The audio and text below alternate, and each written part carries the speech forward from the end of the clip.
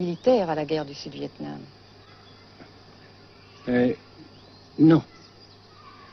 Parce que vous savez que le peuple Vietnam, c'est en un. Et le pays du Vietnam, c'est un. Les Américains ont fait une guerre d'agression, comme qui dit, c'est une guerre non déclarée. Et, comme vous savez aussi, vous avez pu lire dans la presse, n'est-ce pas, bien, mondiale, que plus la guerre prolonge, plus les Américains et leurs valets, n'est-ce pas, comment dire ça,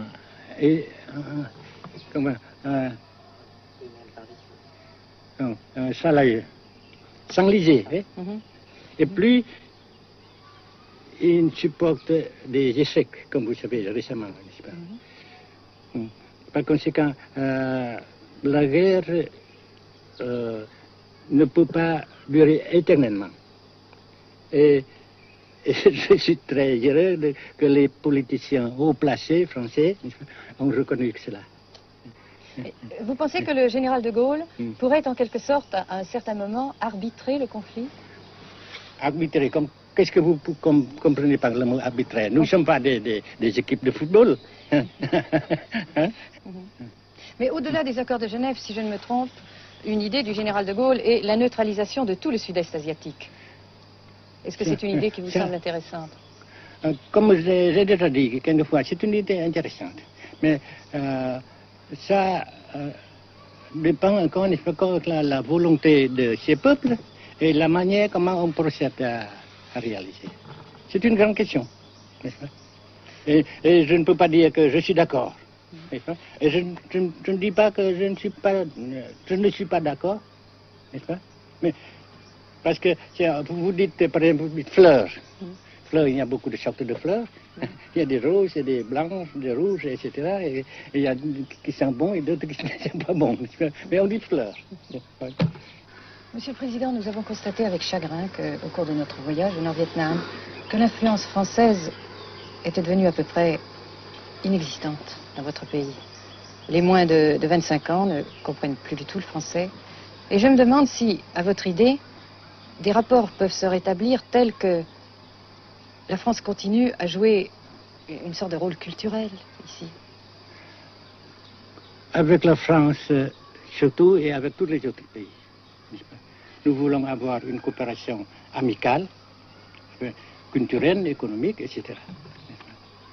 Mais je suis sûr que vous ne voulez pas avoir, n'est-ce pas, que la France ait l'influence qu'elle avait avant. C'est une autre chose. Naturellement, c'est une autre époque. Mais coopération culturelle, économique, qu'est-ce qu'il y a encore, sportive par exemple, oui. etc., n'est-ce pas, nous le désirons. Si la guerre se cristallise au sud et se poursuit encore pendant quelques années, pensez-vous que l'avenir économique du Nord-Vietnam soit viable? Je suis sûr que c'est non seulement viable, mais ça progresse. Parce que vous avez vu vous-même, vous avez constaté vous-même qu'ici, nous travaillons beaucoup, notre peuple travaille beaucoup, avec abnégation, n'est-ce pas, et avec dévouement, avec enthousiasme. Et d'un côté, nous travaillons pour, comment dirais-je, pour principalement, n'est-ce pas, de nos propres forces, de nos propres... Et aussi, nous avons, n'est-ce pas, l'aide fraternelle des pays socialistes, n'est-ce pas. Alors, nous, jusqu'ici et après cela, n'est-ce pas, nous avons déjà réalisé des progrès. Pas très, très grand comme nous voulons, mais nous avons réalisé des progrès. Et dans l'avenir, nous progressons de même. Mais vous mentionnez là l'aide des pays socialistes. Est-ce que cette aide ne s'est pas trouvée légèrement compromise à la suite du conflit idéologique entre la Russie et la Chine?